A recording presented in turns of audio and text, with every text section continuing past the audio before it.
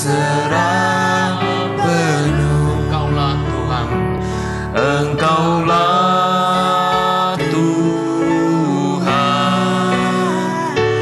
Engkaulah Raja,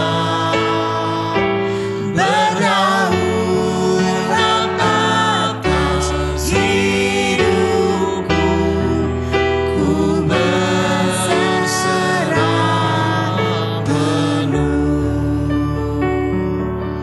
Berdaulat atas hidupku, ku berserah penuh. Bapa di dalam surga, di dalam nama Yesus Tuhan, kami datang kepadamu. Tuhan,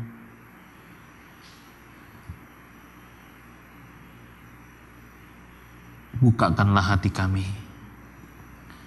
Saat ini ada di antara kami yang sulit untuk konsentrasi. Pikiran kami tertuju kepada segala yang terjadi, kepada segala apa yang kami rencanakan, kepada apa yang ada di belakang. Seringkali pikiran kami tertuju kepada masalah-masalah kami, dan kami sulit untuk benar-benar bisa melihat dan terang. Dan seringkali kami berusaha dengan kekuatan kami Tuhan untuk kami bisa lepas dan getting better ya Tuhan. Bapa, kami berdoa saat ini, tolong kami supaya kami bisa benar-benar berserah penuh, benar-benar percaya dan berserah penuh kepadamu ya Tuhan. Engkau yang berjanji, Engkau yang pernah menawarkan, marilah kepadamu yang letih lesu dan beban berat, maka Tuhan Engkau berjanji memberikan kelegaan ya Tuhan. Kami berdoa Bapa saat ini, berikan kepada kami hati yang sungguh-sungguh terbuka akan Tuhan, sehingga setiap orang yang penat, yang suntuk, yang galau ya Tuhan, hari ini mendapat kelegaan di dalam Tuhan. Saat ini Tuhan yang lemah ya Tuhan, yang putus asa, mendapat kekuatan dari Tuhan. Saat ini kami yang bingung ya Tuhan, kami yang tidak khawatir, tidak tahu akan apa yang ke depan, berikanlah kepada kami ya Tuhan hikmat dan iman ya Tuhan. Bapa, ini kami mau berserah kepada Tuhan karena kami percaya dalam Tuhan kami menemukan jawaban dan kekuatan yang baru. Di dalam nama Yesus Tuhan kami berdoa. Yang percaya katakan amin. Amin.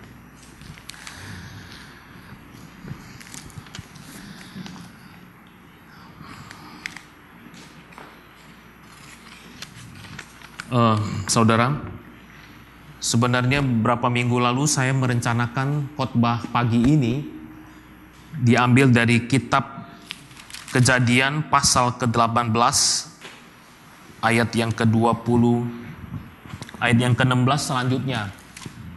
Saya kasih judul rencananya sikap Tuhan terhadap LGBT gitu. Nah, saya sudah persiapan sampai kemarin Jumat malam, tapi hati saya kayaknya nggak tenang. Bukan karena nggak tenang karena mau ngomong LGBT, tapi karena rasanya Tuhan bilang, ntar dulu.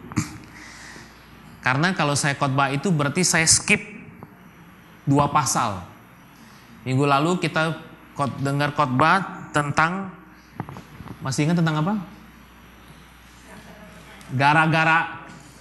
Baru seminggu, gara-gara perkataan istri, ingat ya? Oke. Nah, saya skip tuh. Rencananya saya skip, saya masuk ke pasal selanjutnya. Tapi setelah doa nggak tenang, saya bilang, oke dah Tuhan, saya mau taat dah. Saya mau bagikan ayat pasal setelah itu sebelum tentang LGBT gitu. Dan saya percaya kalau Tuhan intervensi seperti ini pasti ada sesuatu yang sangat spesial Tuhan mau ngomong kepada, I don't know, semua kita atau kepada pribadi tertentu yang hari dibuka hati. Jadi saudara buka hati. Nah, tema kita hari ini jadinya saya kasih judul perjanjian kekal, atau bahasa yang lebih gaulnya penuhi janji. Saudara dan saya seumur hidup berapa kali buat janji? Banyak. Berapa kali dijanjiin orang? Banyak. Kita hidup di dalam dunia ini gak bisa lepas dari namanya janji, promises. Janji sama orang lain, janji sama diri sendiri, janji sama Tuhan, betul gak? Dan orang janji sama kita juga banyak, termasuk Tuhan juga janji kita begitu banyak. Tapi dalam kehidupan kita begitu banyak juga kita kecewa sama janji-janji. Makanya Indonesia ada pepatah, ada istilah mengatakan janji apa? Gombal. Janji gombal. Ya. Karena apa? Karena di dunia ini ternyata janji itu udah disamakan dengan kontrak. Perjanjian udah disamakan dengan kontrak. Maksudnya apa? Maksudnya begini. Kalau kita kontrak rumah, saya ngeren nih, kontrak rumah ya, ren. Kontrak saya akan berjalan kapan? Sesuai dengan yang apa yang tertulis kan. Landlordnya sign, saya sign gitu. Landlordnya suruh saya bayar sekian, saya bayar, saya tetap bisa pegang kontrak. Saya bisa lari dari kontrak ketika apa? Misalnya apa yang harusnya memenuhi jadi kewajiban dari landlord, mestinya misalnya saya telepon, ini nih dishwashernya rusak nih, ini airnya nggak jalan, dia nggak mau datang, udah tunggu sebulan 2 bulan, waduh, bayangin saya berhak tidak bayar, kontraknya batal. Karena ada apa? Karena ada salah satu pihak atau dua pihak tidak menjalankan kewajiban, kontraknya batal. Kontrak tuh ada jangka waktu juga. Ya, kontraknya kontrak setengah tahun, kontrak 1 tahun, setelah itu nanti ditinjau ulang. Belum lagi kontrak kerja gitu kan. Wah, saya kontrak kerja cuma 3 bulanan gitu. Setelah 3 bulan, I don't know. Kontrak. Nah, masalahnya yang mestinya janji, perjanjian jadi kontrak juga. Nikah jadi kontrak juga. Padahal bilangnya vow kan. Saya berjanji. Bagaimana masih ingat? Yang pemberkatan di gereja boleh nggak angkat tangan? Halo? Yang dulu pemberkatan di gereja boleh angkat tangan? Lo enggak? Om enggak? Om Jo enggak pemberkatan di gereja? Oh, pemberkatan saya juga. Masih ingat nggak janji nikah gimana? Om David masih ingat nggak? Oh, kita mau tanya yang baru saya merayakan ulang tahun pernikahan. Om Sindu dan Tante Lili ya. Ya, baru saja tahun 23 nih. Keberapa Om, Tante? Keberapa ulang tahunnya? 55. Waduh, luar biasa. 55. Nah, di ulang tahun pernikahan 55, kita mau nanya, masih ingat gak janji nikahnya apa? Tante masih ingat gak, Tante? Susah senang tanggung bersama. Sakit sehat. Ya, saya waktu saya nikah saya janji gini. Saya Rustam Krisnadi mengambil Liliana sebagai istri yang sah dan satu-satunya. Ada kata-kata gitu, istri yang sah dan satu-satunya. Saya berjanji akan mengasihi, menerima dia dalam waktu sehat maupun sakit, dalam waktu susah maupun senang. Terus apa lagi? Sampai maut memisahkan kita, kira-kira kayak gitu. Itu perjanjian kan? Tapi janji nikah sekarang jadi kontrak nikah. Ya benar. Saya berjanji akan mengasihi waktu senang dan senang, apa segala macam seumur hidup. Kalau dia nggak macam-macam. Tuh. 2, kalau dia nggak selingkuh. Kalau dia nggak, ya kan? Jadi kontrak. Tadinya seumur hidup. Itu kontrak mati dulu sebenarnya bilangnya. Tapi sekarang ini enggak, pernikahan menjadi kontrak. Gitu. Nah, jadi kekacauan di dunia ini terjadi. Orang akhirnya makanya alergi, udah pesimis ketika dengar janji. Karena terlalu banyak janji, bahkan perjanjian yang sangat sakral yang dilakukan di gereja pun cuma sekedar kontrak. Itulah sebabnya pada hari ini kita mau kembali kepada apa yang disebut dengan janji. Janji daripada Tuhan sendiri. Janji seperti apa yang Tuhan berikan kepada Abraham dan juga kepada kita semua.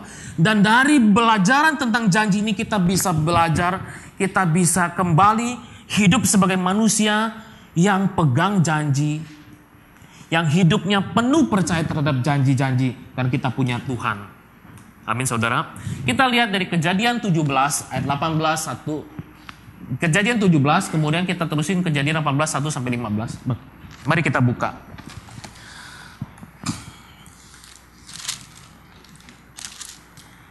Kita baca bergantian, saya yang ganjil, saudara yang genap. Kejadian pasal 17. Sunat sebagai tanda perjanjian Allah dengan Abraham.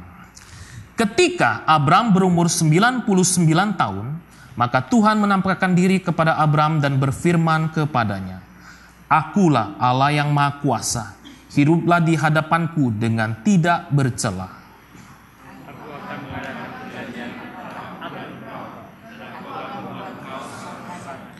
Lalu sujudlah Abram dan Allah berfirman kepadanya,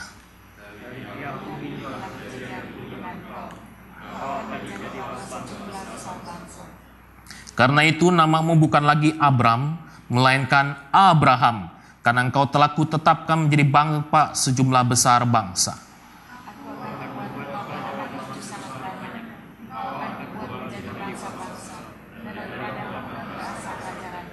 "Aku akan mengadakan perjanjian antara aku dan engkau serta keturunanmu turun-temurun menjadi perjanjian yang kekal, supaya aku menjadi Allahmu dan Allah keturunanmu."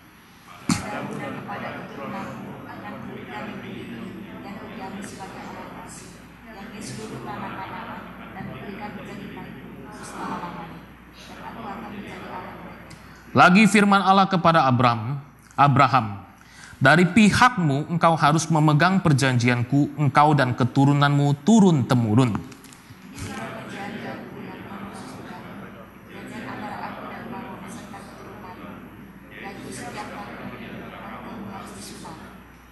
"Haruslah dikerat kulit katanmu, dan itulah akan menjadi tanda perjanjian antara aku dan kamu."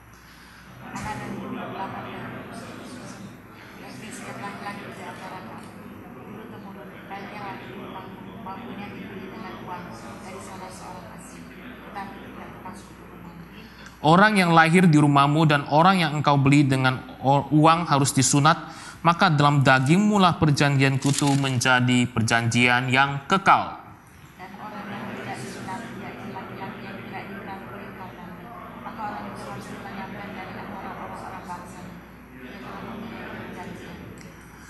Selanjutnya Allah berfirman kepada Abraham, "Tentang istrimu Sarai, jangan engkau menyebut dia lagi Sarai, tetapi Sarah.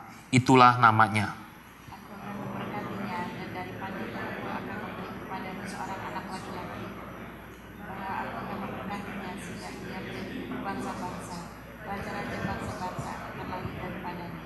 Lalu tertunduklah Abraham dan tertawa serta berkata dalam hatinya, "Mungkinkah bagi seorang yang berumur 100 tahun dilahirkan seorang anak? Dan mungkinkah Sarah yang telah berumur 90 tahun itu melahirkan seorang anak?"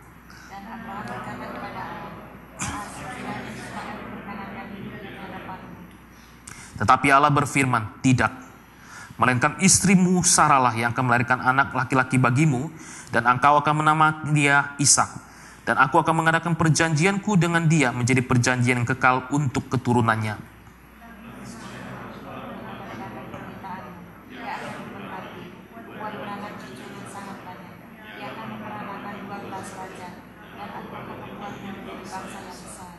"Tetapi perjanjianku akan kuadakan dengan Ishak, yang akan dilahirkan Sarah bagimu tahun yang akan datang pada waktu seperti ini juga."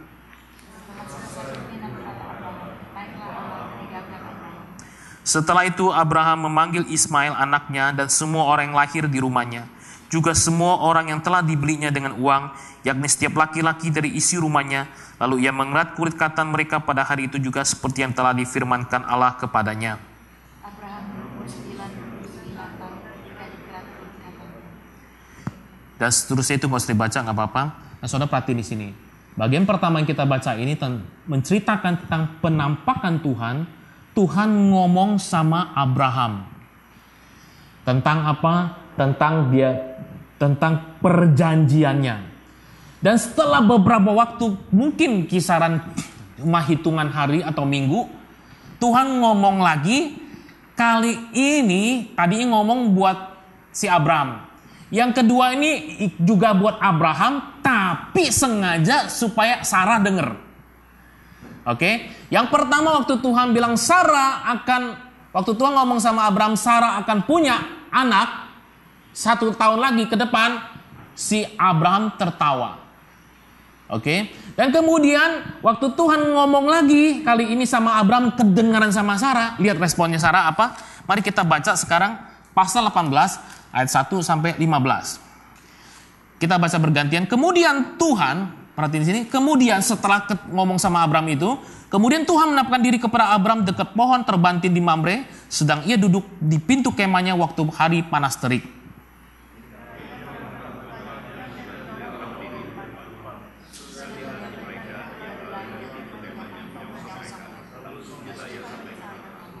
Oke, perhatiin di sini.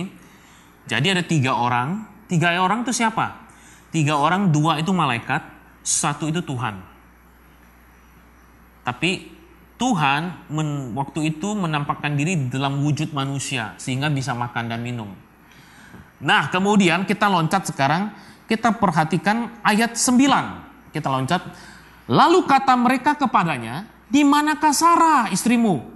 Jawab Abraham, "Di sana, di dalam kemah." Silakan ayat 10.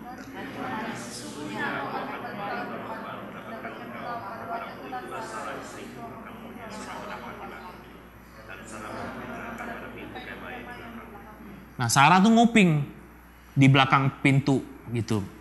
Ayat 11, adapun Abram dan Sarah telah tua dan lanjut umurnya, dan Sarah telah mati haid. Jadi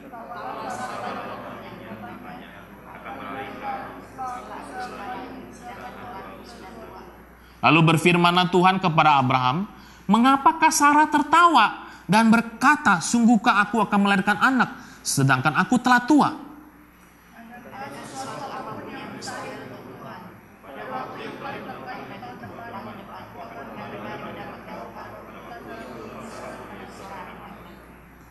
Ayat terakhir, lalu Sarah menyangkal katanya, "Aku tidak tertawa," sebab ia takut. Tetapi Tuhan berfirman, "Tidak, memang engkau tertawa." Nah, saudara, bicara tentang perjanjian, penuhi janji.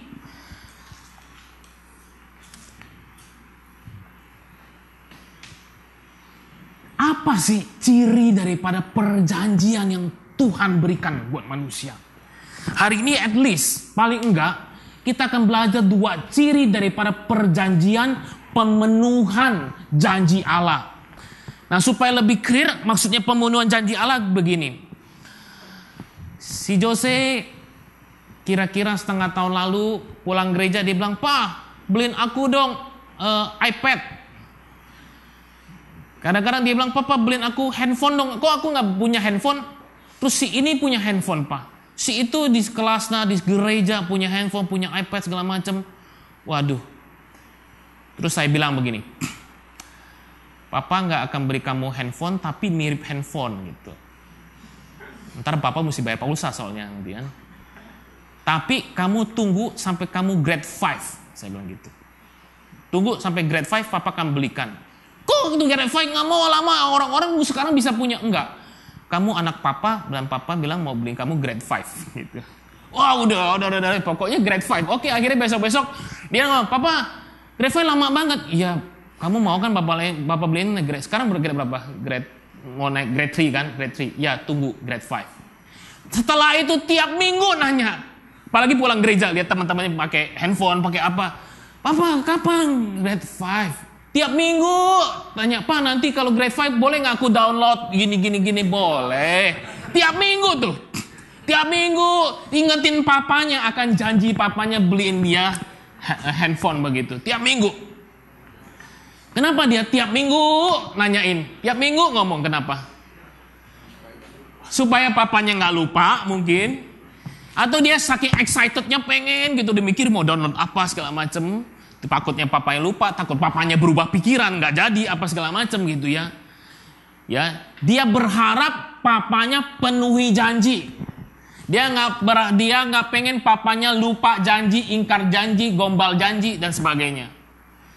Jadi dia berharap papa penuhi janji. Nah, bagaimana dengan Tuhan waktu Tuhan mau penuhi janjinya?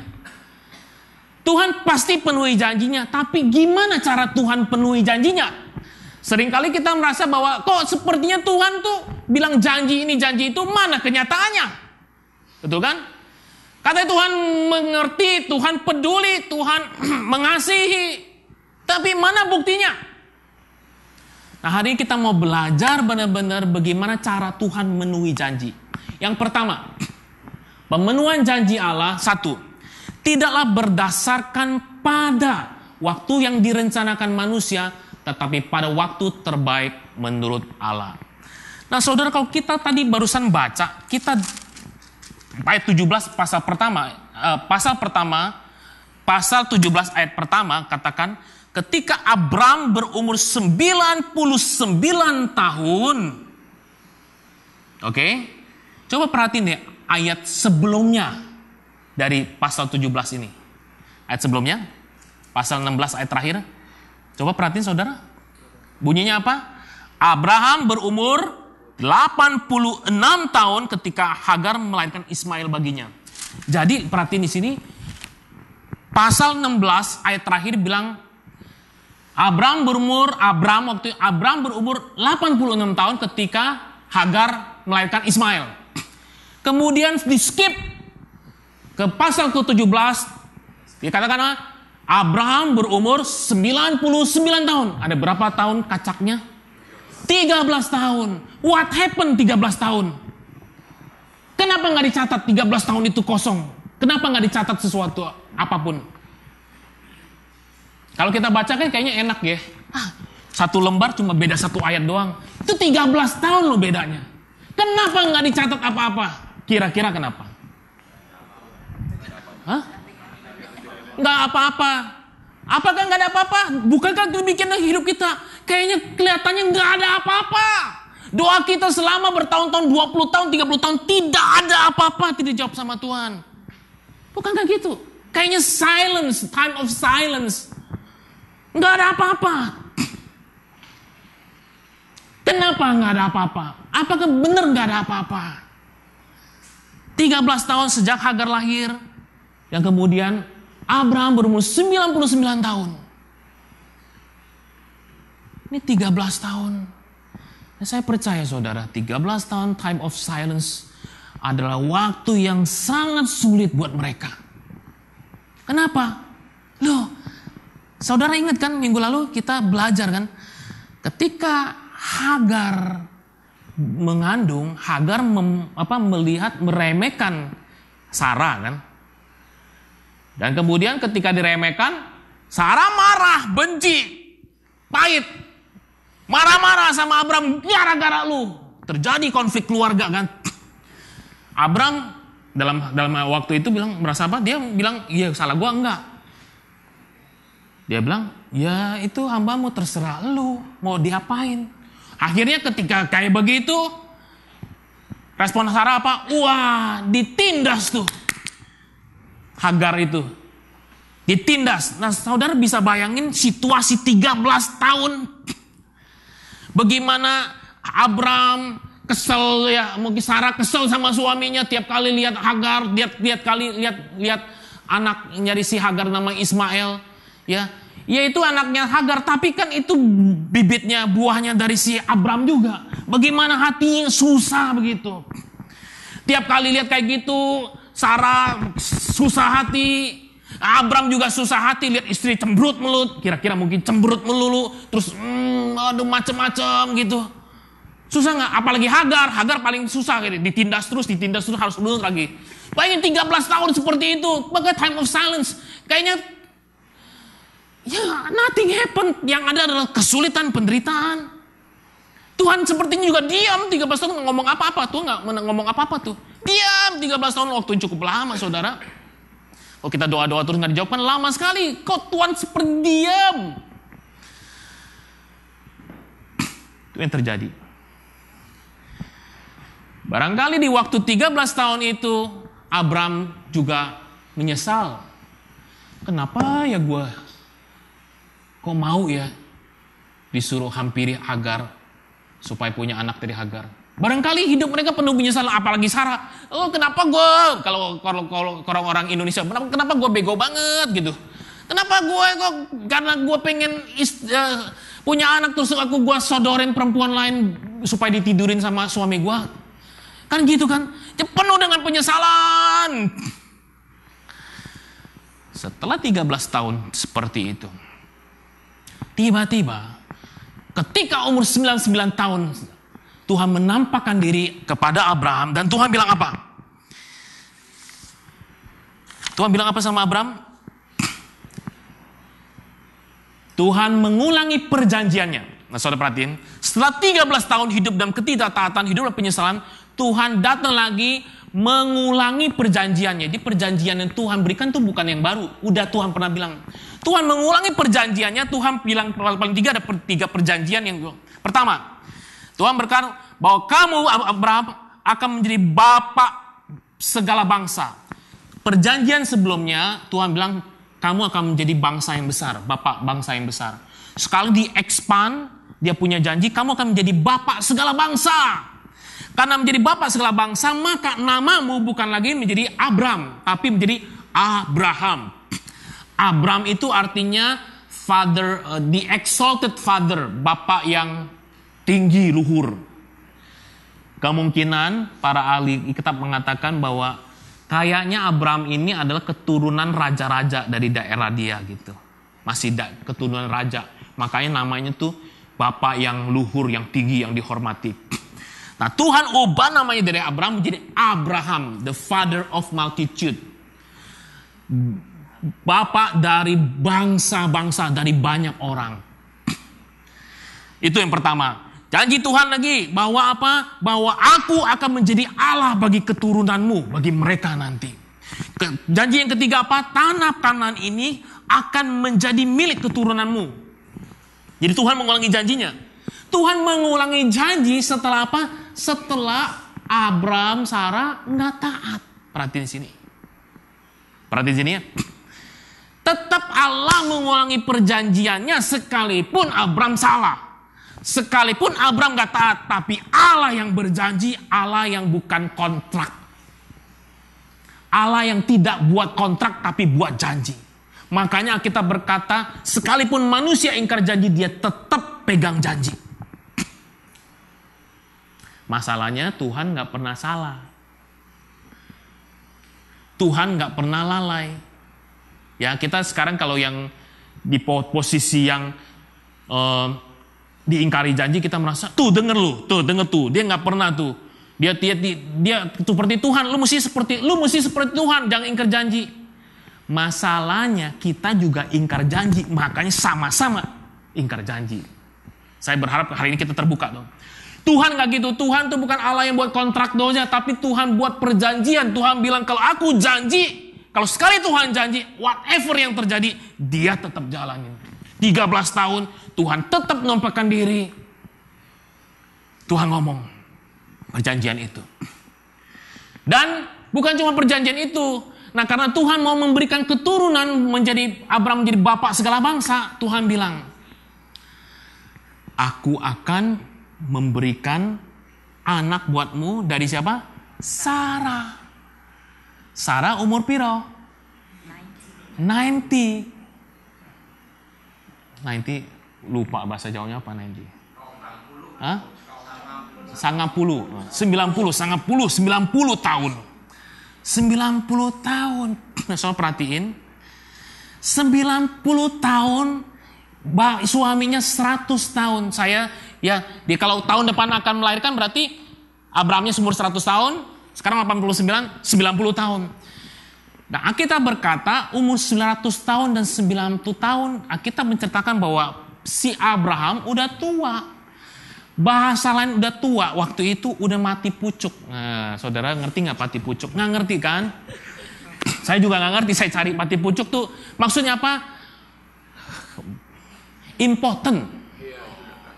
Udah nggak bisa lagi melakukan hubungan suami istri, udah nggak kuat maksudnya.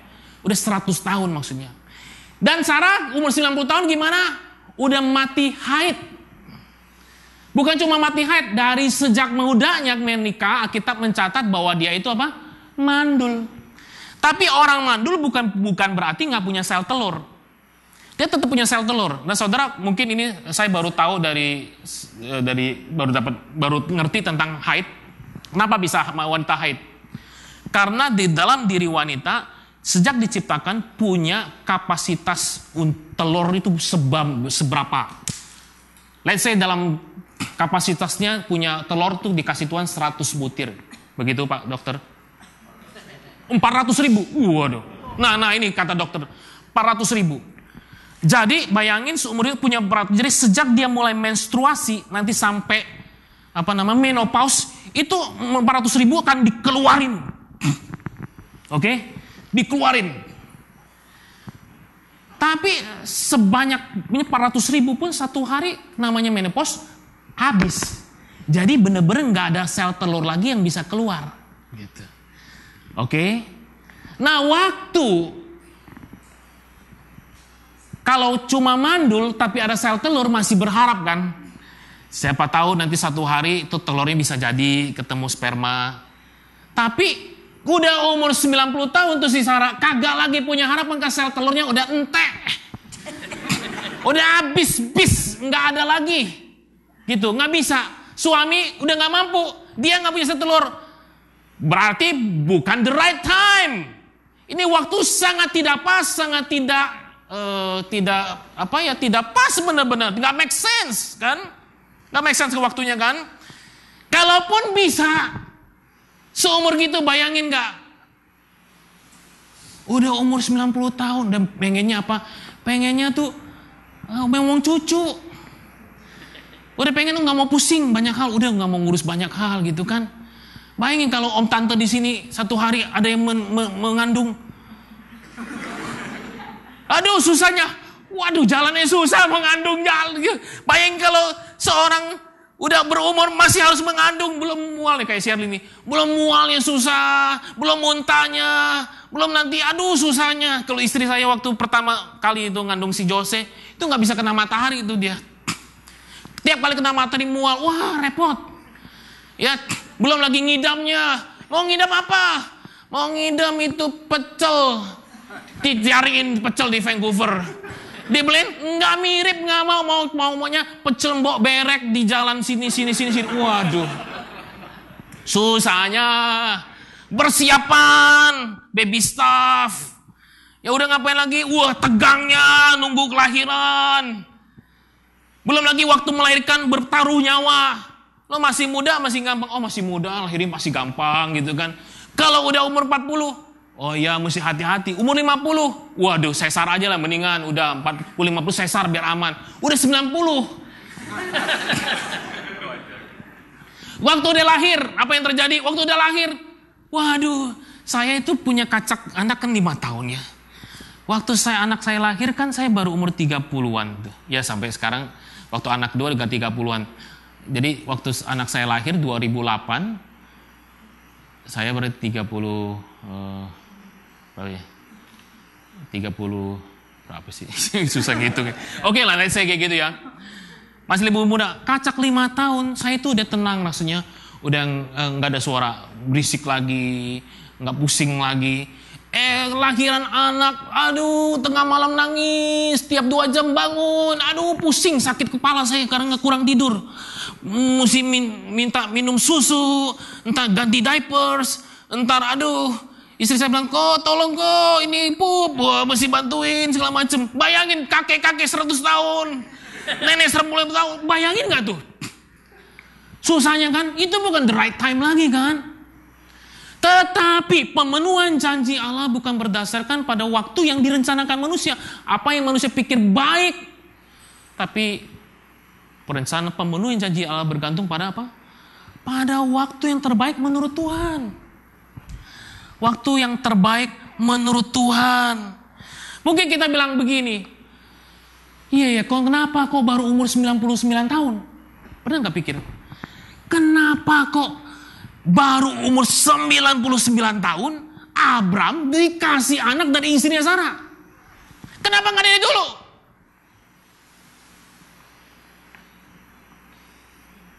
What do you think? Belum siap. Mungkin sekali belum siap kan? Kenapa begitu lama? Perlu proses yang begitu sulit, berat sekali. Orang mau punya anak gampang aja gitu. Ya baru aja menikah, teman saya itu. Baru aja menikah, terus malam pertama. Terus kemudian setelah berapa minggu, terus ke dokter. Terus dokter bilang, wah ini kira-kira umurnya udah sebulan. Hah? Malam pertama udah jadi. Waduh. Ada orang yang udah coba macam-macam, susah. Kita merasa hidup kok gak fair banget. Berat, gak fair, segala macam, susah banget. Demikian juga dengan Abraham dan Sarah kan. Mereka menikah kan udah lama. Saya kalau menikahnya umur 20, ulang tahun pernikahan ke berapa waktu itu? Ke 60. Bukan, 80 ulang tahun pernikahan ke 80 kan? 20 kalau Sarahnya umur 90, 70 tahun ulang tahun pernikahan 70 tahun. Menunggu anak gak dapat. Kenapa Tuhan baru sekarang? Tuhan janji kasih anak tahun depan akan lahir. Kenapa begitu lama?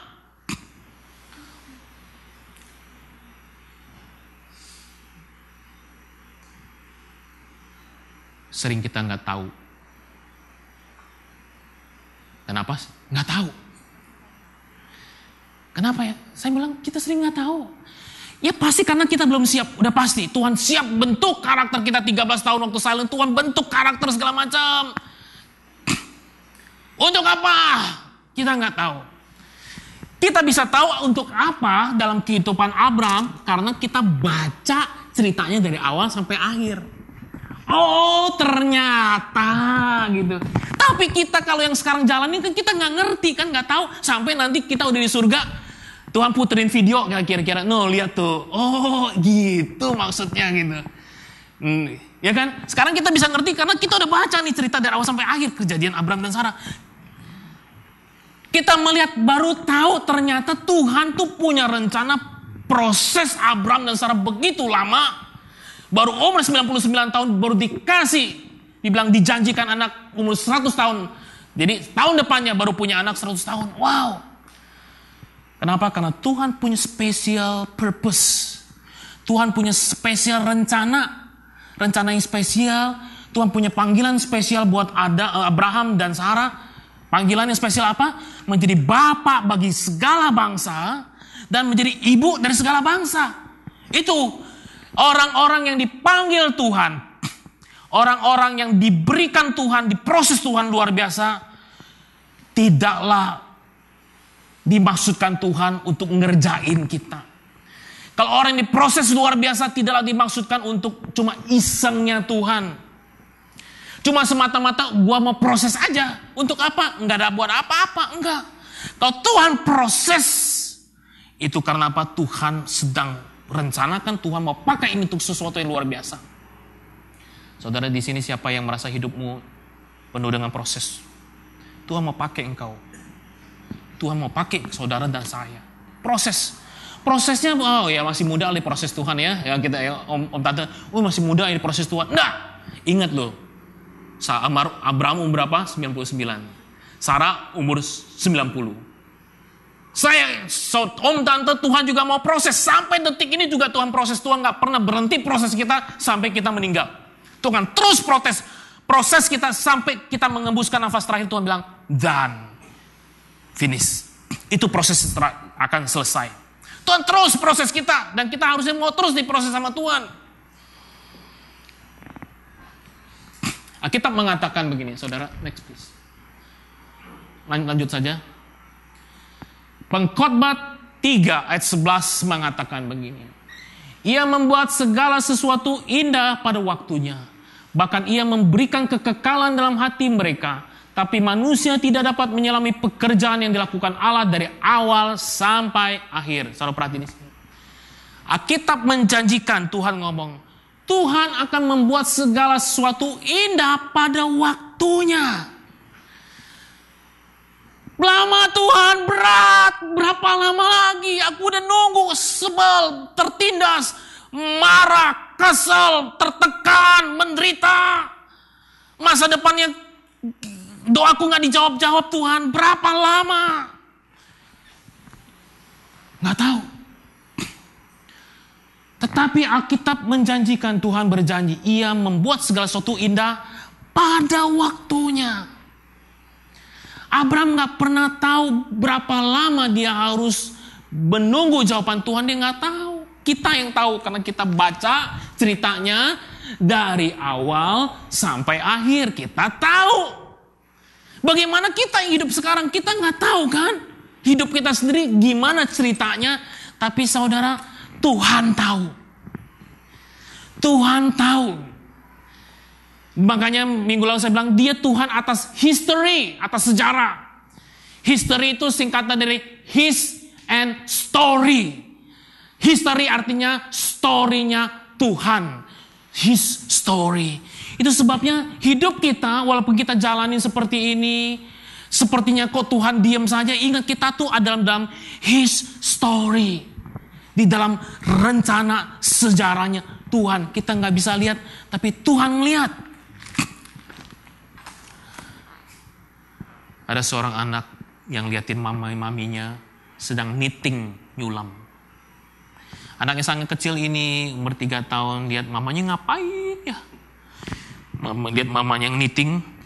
Kan biasanya kalau knitting tuh kain dibentang, terus kayak ada sebuah lingkaran gitu kan.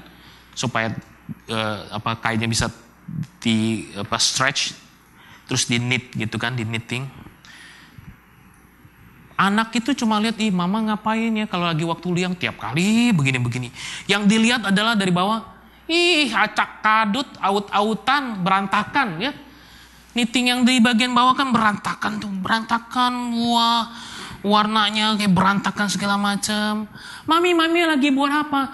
Mami lagi knitting. Knitting ngapain? Mami lagi sedang merenda sesuatu nanti untuk pak buah baju kamu dan ada gambar yang indah gitu.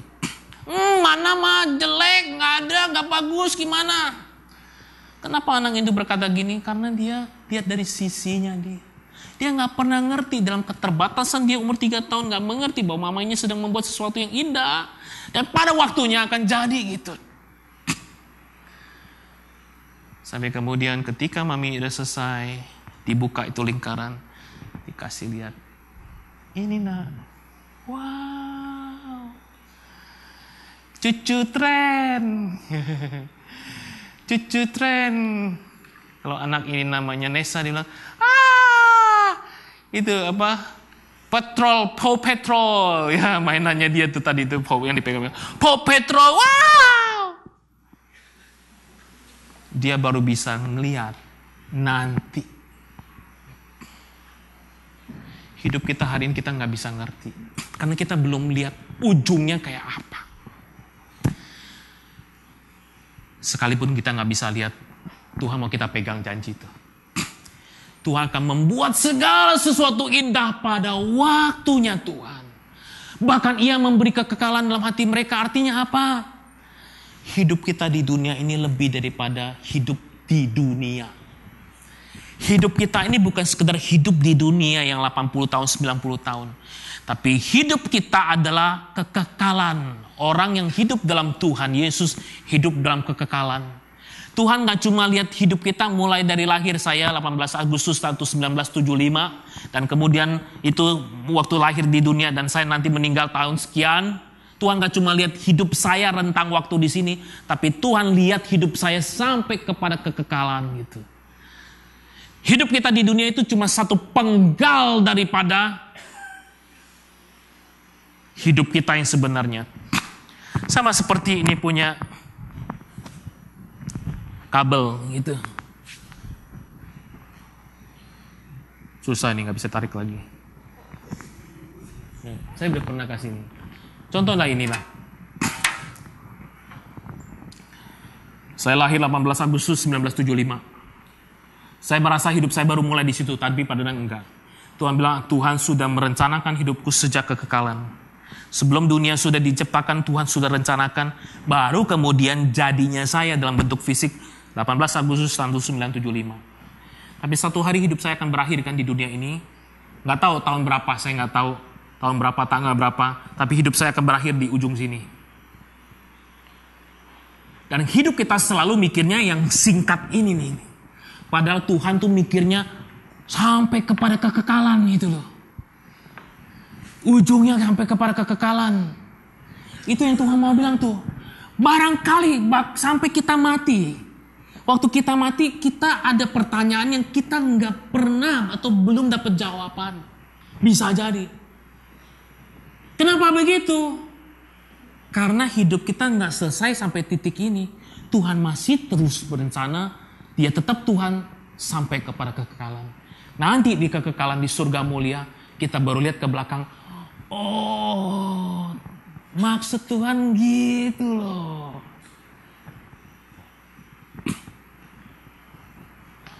Pemenuhan janji Tuhan tidaklah bergantung pada waktu yang direncanakan Tuhan, tapi pada waktu terbaik menurut Tuhan sendiri, saudara. Hari ini yang masih nunggu jodoh. Halo? Jangan nggak buat perencanaan. Tetap buat perencanaan. Jangan ekstrim. Kalau gitu, kalau semuanya menurut waktu Tuhan, gue nggak usah buat rencana. Salah total itu. Kita tetap harus buat rencana. Karena dengan buat rencana, kita itu menyatakan kita bertanggung jawab. We do our best gitu. Tapi sambil buat rencana, sambil berserah. Menyerahkan rencana itu sama Tuhan. Karena tahu Tuhan yang tahu dari ujung sampai akhir yang terbaik gitu.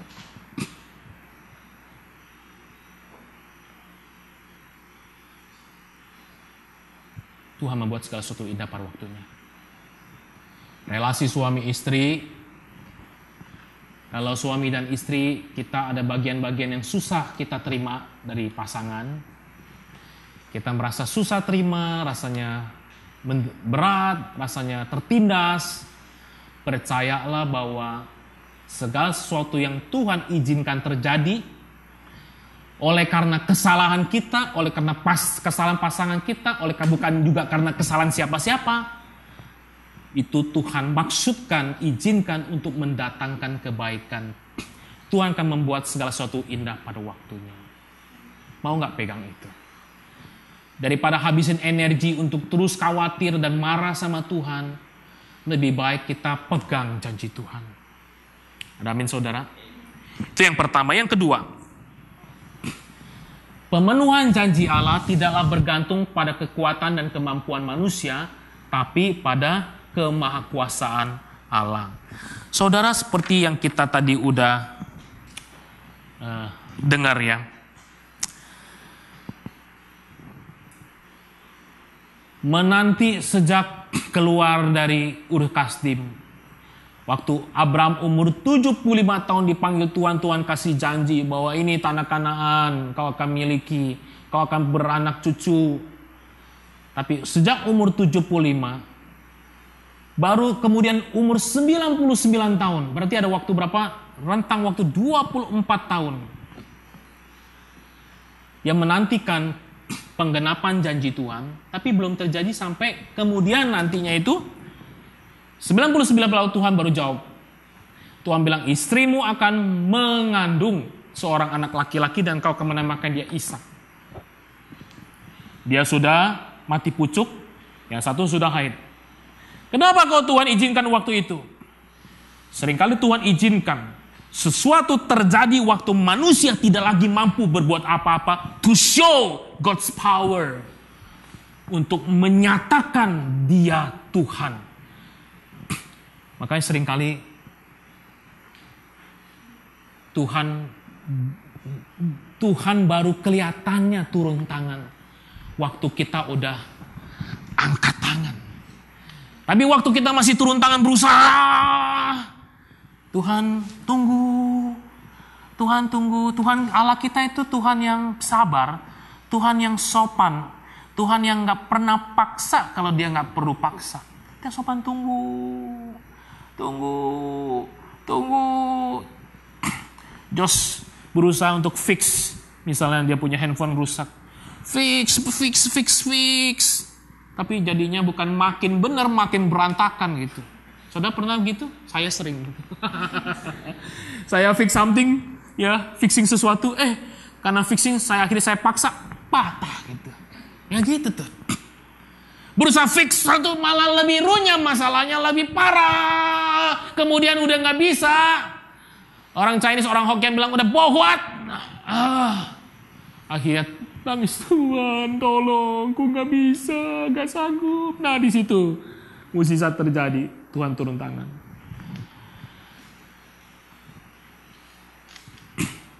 Tuhan sebenarnya bukan selalu pengen kita ini udah gak bisa apa-apa baru turun tangan.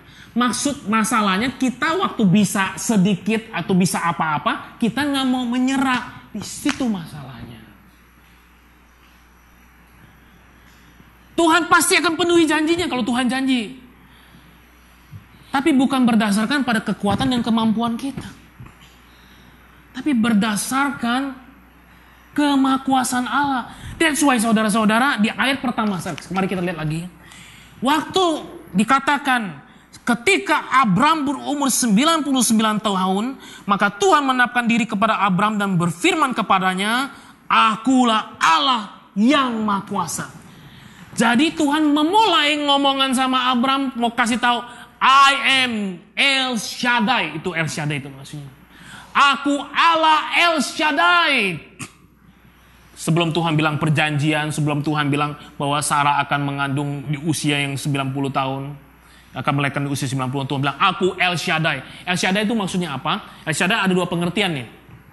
Pengertian pertama itu, Shaddai itu, El itu artinya Tuhan. Shaddai itu, para scholar, para ahli kitab mengatakan, itu kemungkinan diambil dari akar kata dada wanita. Nah, dada wanita itu Shaddai artinya itu cukup. Maksudnya gini, seperti seorang bayi yang minum ASI, air susu ibunya cukup. Ketika seorang bayi, ketika didekap di dadanya mama merasakan aman. Walaupun di tengah dunia begitu banyak masalah, tapi dia aman. Tuhan kita tuh Allah yang El Shaddai yang cukup.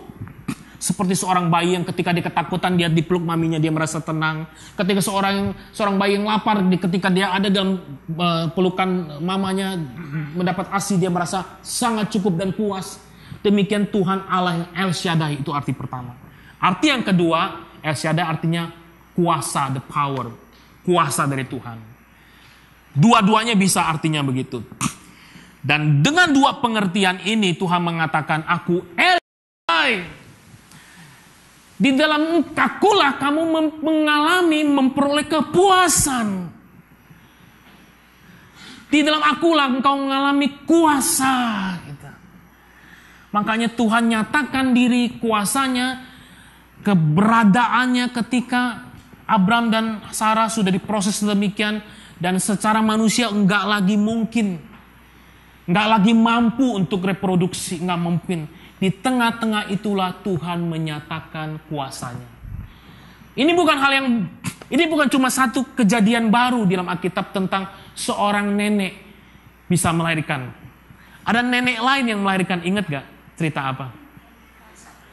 Yes, Tante Elizabeth nggak di sini sih ya. Oh, ada itu satu Elizabeth di sini. Iing. Saya mau ngomong pribadi sama Iing. Saya percaya whatever motivasi orang tua dari mama papa kasih nama Iing, selalu ada rencana Tuhan nama kita jadi sekarang kita. Elizabeth adalah orang yang mengalami kemustahilan. Apa yang mustahil menjadi mungkin. Kita berkata begini, next please. mengalami kemustahilan jadi realita. Adakah sesuatu apapun yang mustahil bagi Tuhan? Itu kan pertanyaannya si Sarah kan? Ada yang mustahil bagi Tuhan enggak? Makanya dia ketawa. Ketawa dalam hati. Iya. Ketawanya kenapa? Ketawa tuh ketawa apa sih? Ketawa geli, ketawa geli atau ketawa, ih gue nenek-nenek, masa gue nafsu lagi sama suami gue gitu ya. Masa gue mengandung lagi, kira-kira gitu. Abraham juga ketawa kan? Kita nggak tahu Abraham ketawanya tuh, ada yang bilang gini, Abraham ketawa tuh karena ketawa seneng. Seneng, tuh akhirnya Sarah akan punya anak. Tapi kalau saya jadi Abraham bukan ketawa seneng. Kata, gila ya, gitu kira-kira. Bisa ya, kira-kira mungkin kalau saya jadi Abraham. Sarah ketawa jelas, kalau Sarah tuh nggak percaya. Makanya Tuhan bilang sama Sarah, sama Abraham, adakah sesuatu yang mustahil bagi Tuhan? Perhatiin, bukan cuma Sarah yang ngalamin. Next please. Ada cerita tentang Sarah dan Maria.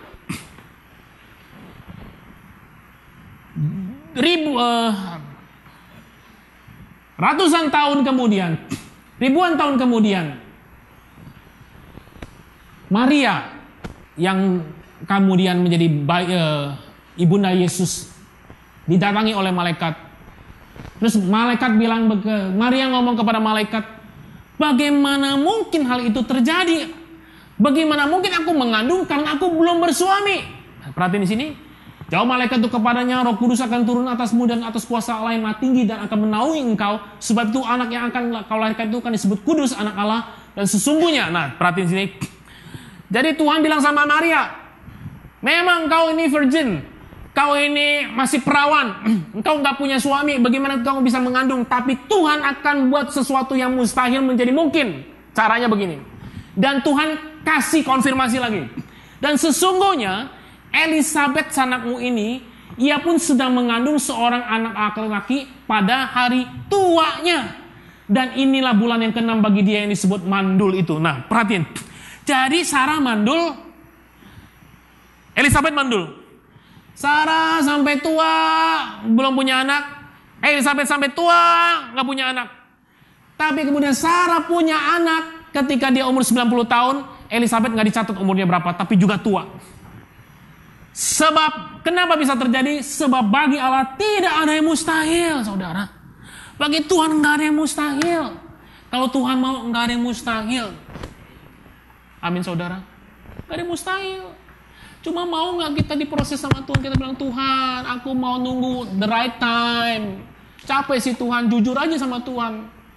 Ya, jujur juga kalau kita nggak percaya. Ya, nggak mungkin. Tuhan bilang, Sarah, kenapa kamu tertawa? Aku nggak tertawa. Tuhan bilang, tidak, kamu tertawa. Sarah tertawa kan dalam hati. Kita juga sering bilang, lu ngejek gua nggak? Gua nggak ngejek, gua ngomong apa-apa, tapi dalam hati ngejek misalnya gitu kan. Tuhan tuh tahu loh. Lalu Tuhan bilang, kamu ketawa. Dan Tuhan, kenapa Tuhan konfrontasi Sarah? Karena Tuhan mau kita ngaku. Kita nggak percaya pun Tuhan mau kita ngaku kita nggak percaya.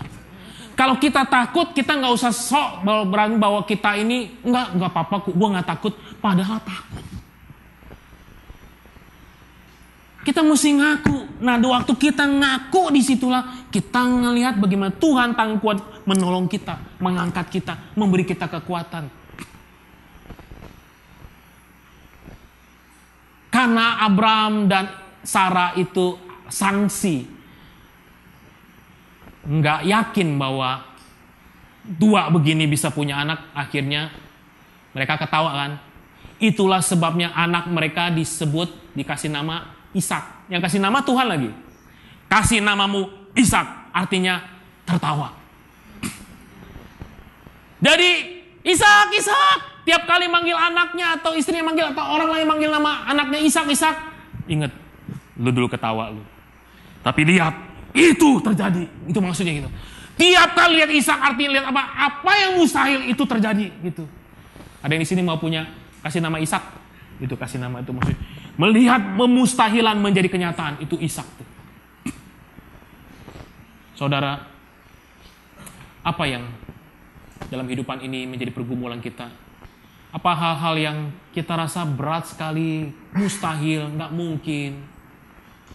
Jangan andalkan kekuatan dan kemampuan kita, tapi andalkanlah Tuhan.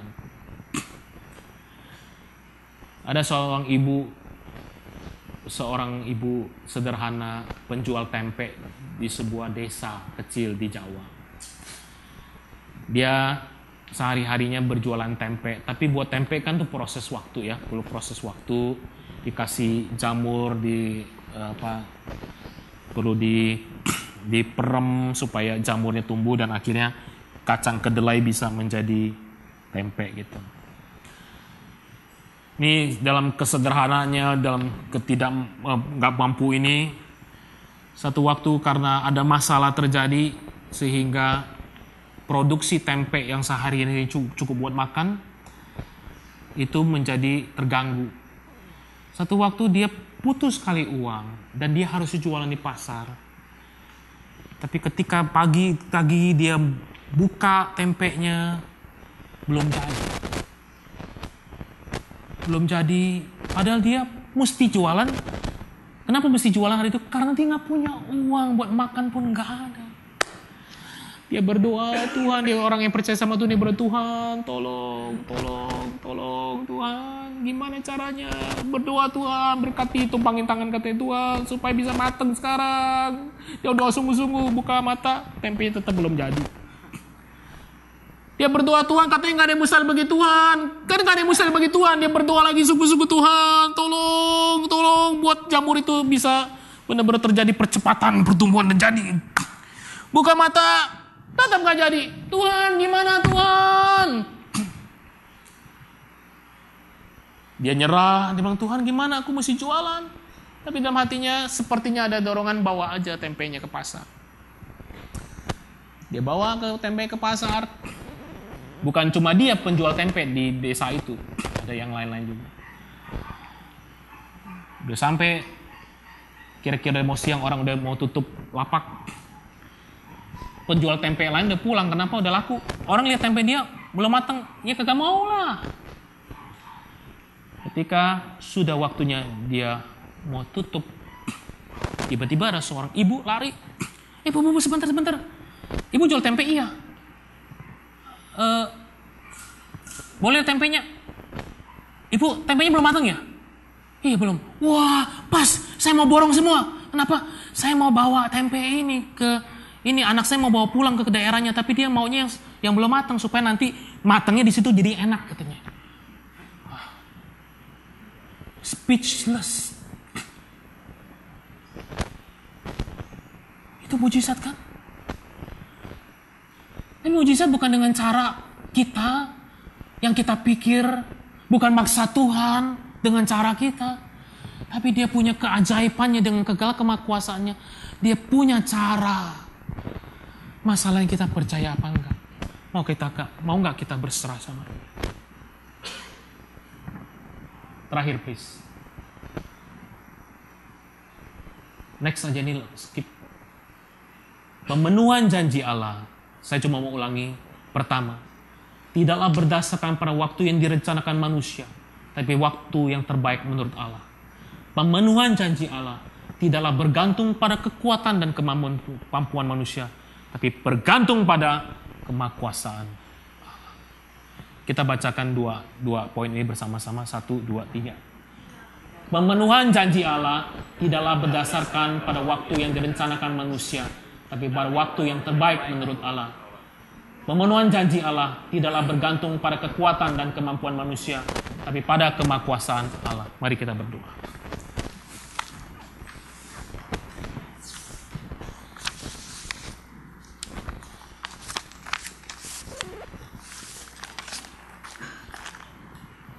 Kita tenangkan diri sebentar saja. Saudara, tenangkan pikiran hatimu. Responi firman.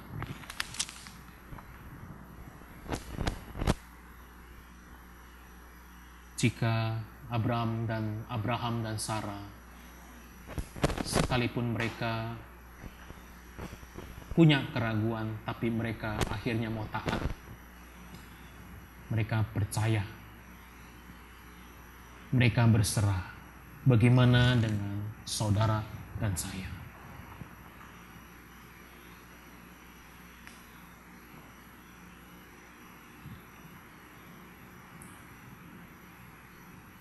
Adakah di antara kita yang siang ini berkata, Tuhan,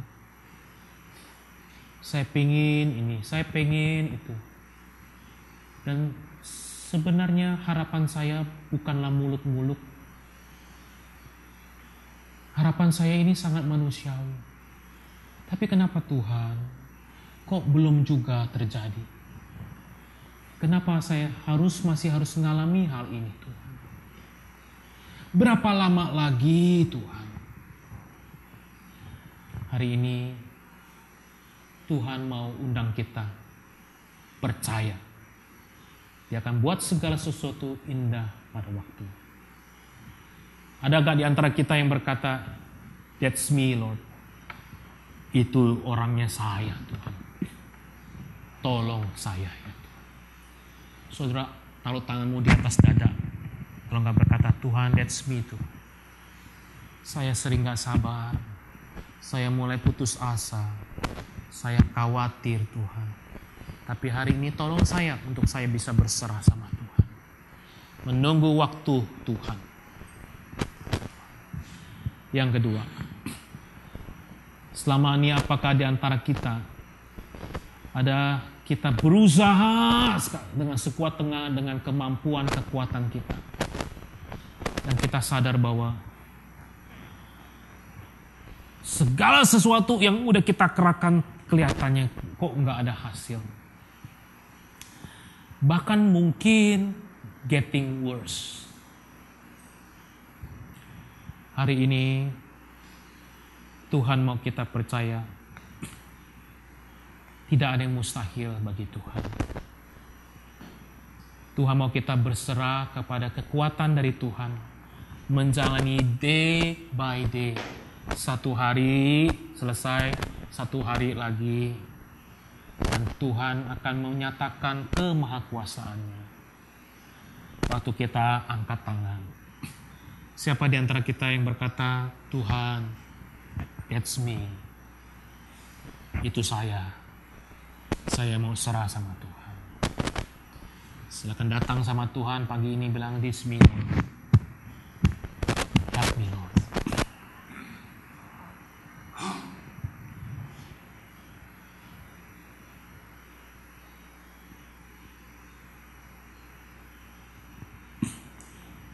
Allah kuasa melakukan segala perkara.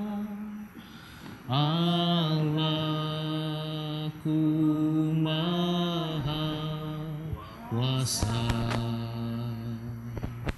Dia ciptakan seisi dunia, atur segala masa. Allah maha kuasa. Sekali lagi. Allah kuasa melakukan segala perkara. Allahku maha kuasa.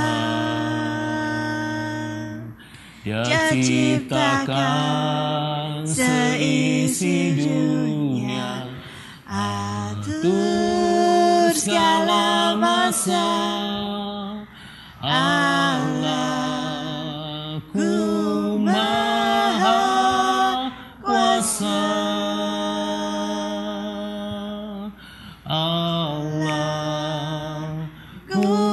maha kuasa. Bapa di surga, tambahkanlah iman kami. Hari ini Tuhan, di antara kami yang bergumul dengan masalah, dengan sakit penyakit, dengan kemustahilannya Tuhan. Tolong kami percaya, tolong kami berserah kepada Tuhan.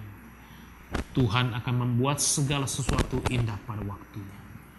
Bukan dengan pikiran kami, kekuatan, kemampuan kami, tapi oleh karena kemahakuasaan Tuhan, kami bisa jalanin hari-hari ini dan kami bisa melihat ada kebaikan Tuhan.